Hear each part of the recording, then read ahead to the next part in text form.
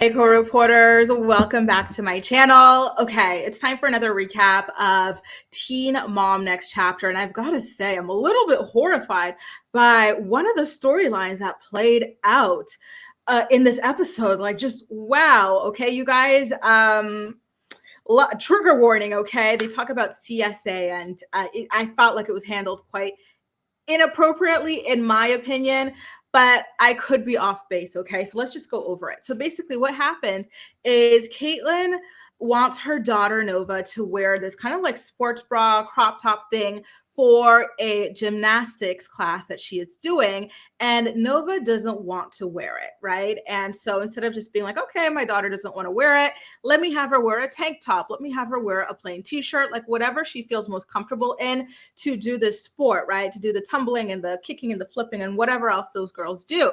Or it's cheer, sorry. So she takes her aside to her room to talk about this in the bathroom and stuff, and like ultimately what ends up happening is that Kate has her wear the crop top anyway, and it's just okay. So they go to the gym, right? Like Kate, when she gets Nova to wear the crop top, she's like, listen, everybody's wearing this, why aren't you comfortable in it? Like, this is normal, right? And listen, it can be, a lot of people wear these things. When I work out, I wear it, pot belly be damned. So but again, like, she's a kid, so it's a different story, right?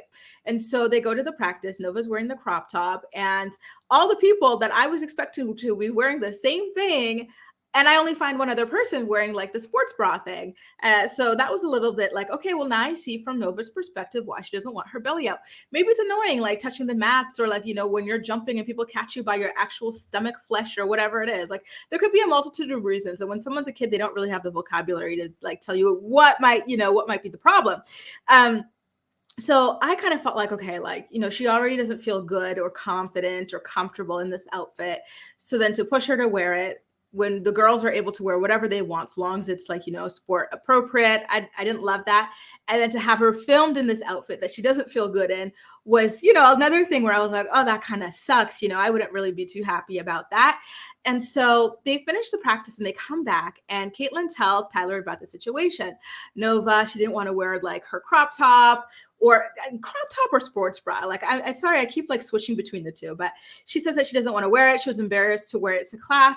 And so this is where things get a little bit horrifying. Okay.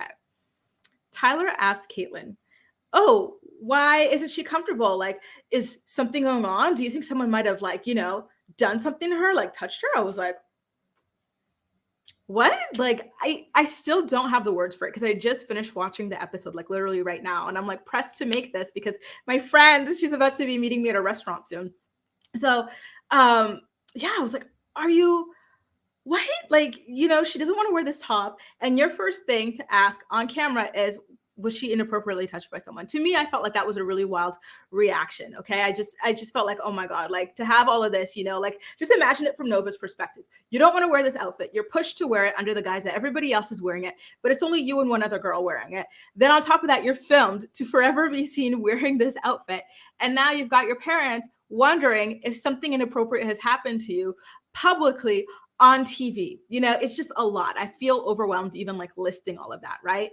And so yeah, like listen, I don't think that Catelynn and Tyler were malicious in this, but it felt really like harmful to me to have as a storyline. But listen, I could be wrong. You guys let me know in the comment section. So now we get over to Leah driving her girls to the barn to get some horse riding in. And so she talks about equine therapy with her daughter, Allie. And oh my God, which one of you gave Leah the pamphlet to read off of for this monologue? It just kept going on and on about how equine therapy. She had that monologue taped to her damn dashboard. So at a certain point, Allie tells Leah that she wants to write a book, which is wonderful. Leah says, okay, she's going to do what she can to try to help Allie get her book published.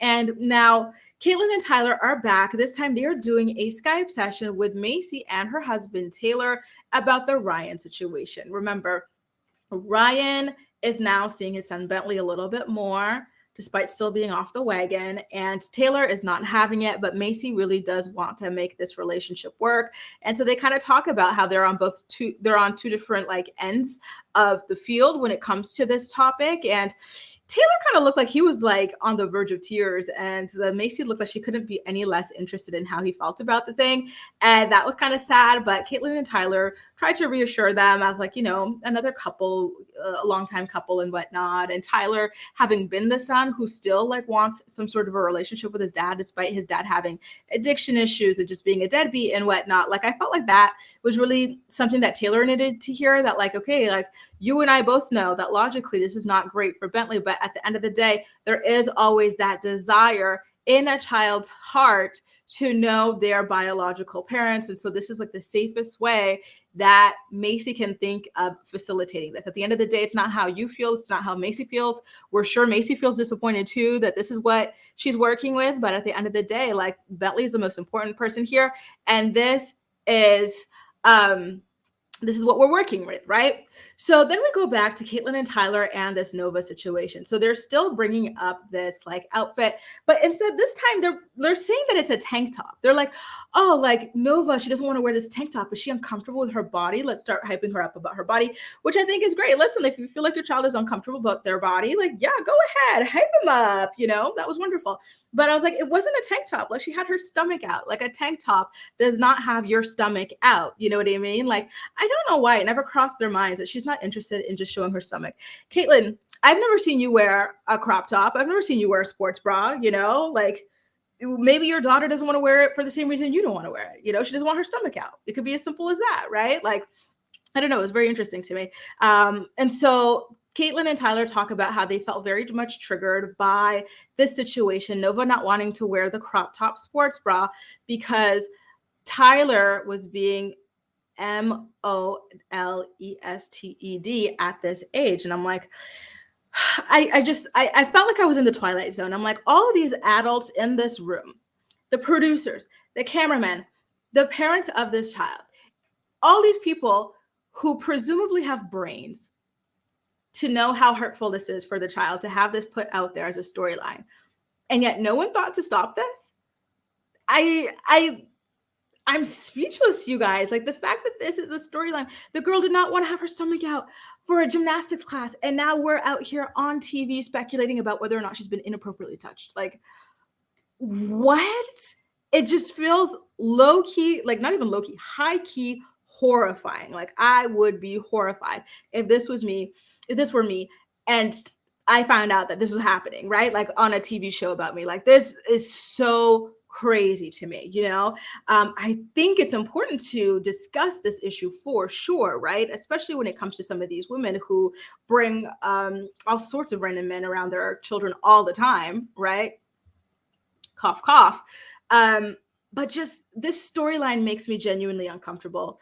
It's an important topic, but the way that it's being presented to us feels very insensitive to Nova. And for that reason, I can't get with it. I can't. Like, I just feel so like off watching this, right? So Kate and Ty, they Skype or FaceTime with a specialist about this subject matter and like learn a bit about how to ask certain questions, have certain discussions and whatnot with their children.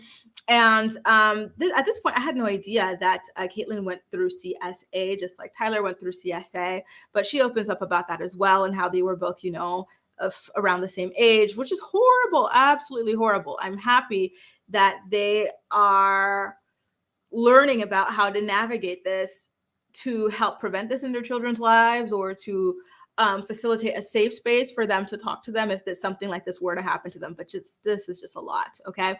So they ask the lady, like the specialist lady, if she, how to ask their daughter Nova if the reason that she doesn't want to wear this crop top sports bra is because she's been like inappropriately touched before. And so it just goes on, right? So we get a little bit of a break from the storyline in the form of Cory and Taylor, their daughter Maya. She's undergoing her surgery and everything. She healed from the cold. Remember, she was supposed to go through this earlier, but she had a cold. And so, of course, she wasn't able to be operated on when she was already under the weather. So now that she's feeling better, she's got that going on. And then we come back to the storyline again. And so this time, Catelynn and Tyler bring home a doll, and they're using it to talk to their daughters about consent, body parts and all of that. Again, great topic, but all of this over a sports bra is just wild to me, to be honest with you. And then they show a flashback to a time when Tyler talked to Nova about this, right? Nova had told Tyler that there was a guy in her school, a boy, who told her that he wanted to marry her, then he wanted to kiss her and stuff. And then he talked to her about her bubble, how people shouldn't be in your bubble, how to talk to them about it, to back off, how to talk to your parents about it. Like that to me felt appropriate for the situation that was going on. But like this to me, like all of this being over a crop top thing is just a lot. Okay. So then Leah, meanwhile, she's back to the monologue situation again. So she's talking to her daughter, Allie, about that book. So Leah had talked to her publisher. Her publisher said that she would be open to publishing that book with Allie. And so she relays the news to her daughter in the form of another like rehearsed, long, unnatural monologue and motivational speech and whatnot. And then we're quickly moved back over to Cheyenne. Listen, Cheyenne and Cory's co-parenting relationship is so beautiful. Like I'm really happy that they are able to have this foundation, not only for themselves, but for their children as well. Like it was really beautiful the way she comes home with some like Tupperware, like some good Tupperware too, like the tinfoil one that keeps the food extra hot.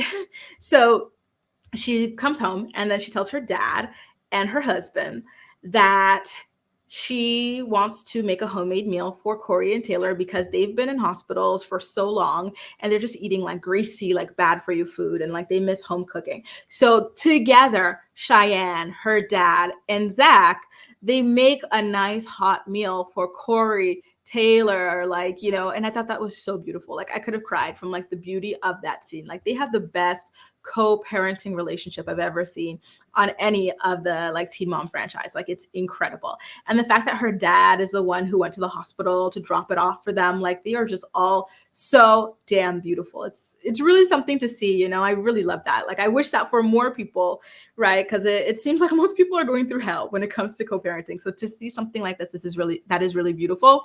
It just warms the heart, okay? So now, Ashley, she goes traveling. I think she said something about Texas. I don't know if it's Dallas, but I'm going to say Dallas. And let me just say, all the dresses she tried on were gorgeous. I've never really been one for ballroom gowns. Like, I think they're beautiful and whatnot, but I've never seen one that made me go like, wow, you know?